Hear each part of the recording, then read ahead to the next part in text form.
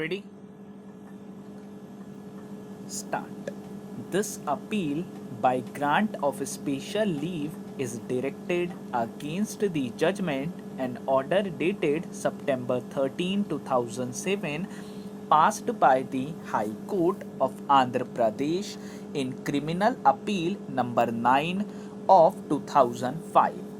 The High Court allowed the government appeal, reversed the judgment of acquittal passed by the trial court, found the appellant guilty of the charge of killing his wife Lakshmi Kumari by giving her cyanide in cold drink, and accordingly convicted him under section 302 of the penal code and sentenced him to rigorous imprisonment for life and a fine of rupees 1000, and in default of payment of fine, simple imprisonment for 3 months. The basic facts of the case, which are admitted or are at any rate undeniable, need to be stated in the sequence in which those facts were unfolded. The appellant and Lakshmi Kumari got married on April 30, 2000. After marriage, they came to live in a rented house at Hyderabad. The appellant and his wife lived on the first floor, and the remaining portion of the house was occupied by its owner. The appellant had a graduate degree in engineering and a diploma in computer. He worked as a faculty member in Haraki Information, Hyderabad, and he also gave coaching to students in another computer center. He was earning a salary of about rupees 20,000 per month.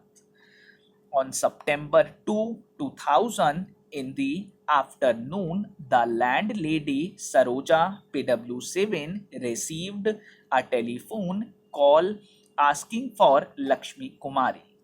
She went to the portion of the house where she lived and found her there lying on a chair.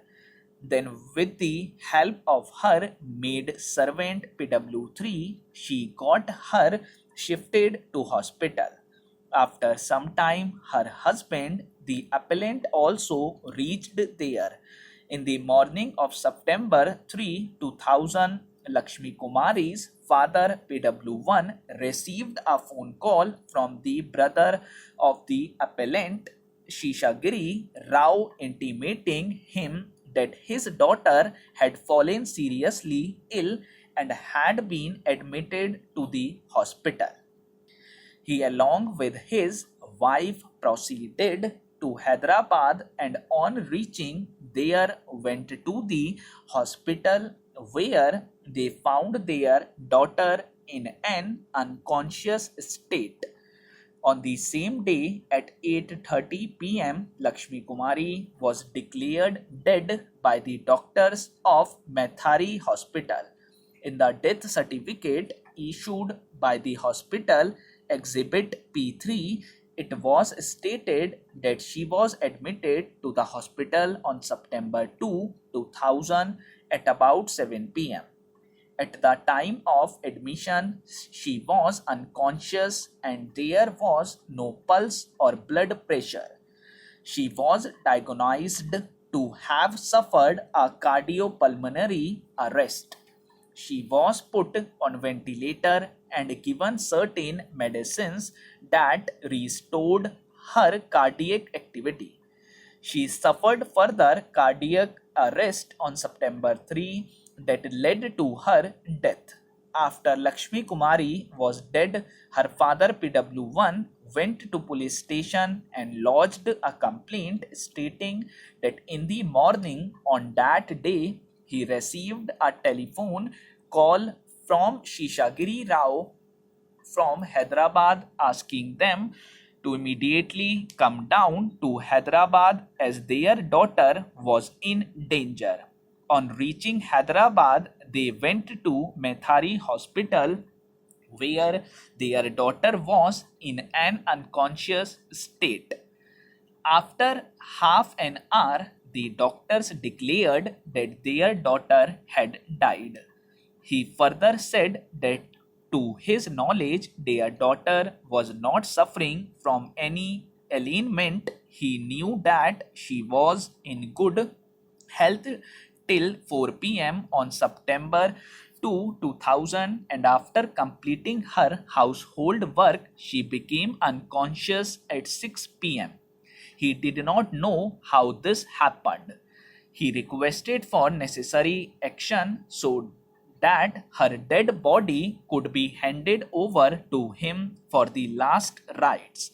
The complaint exhibit P1 was registered as crime number 5 under section 174 of the Criminal Procedure Code and was formally incorporated in an FIR exhibit P14.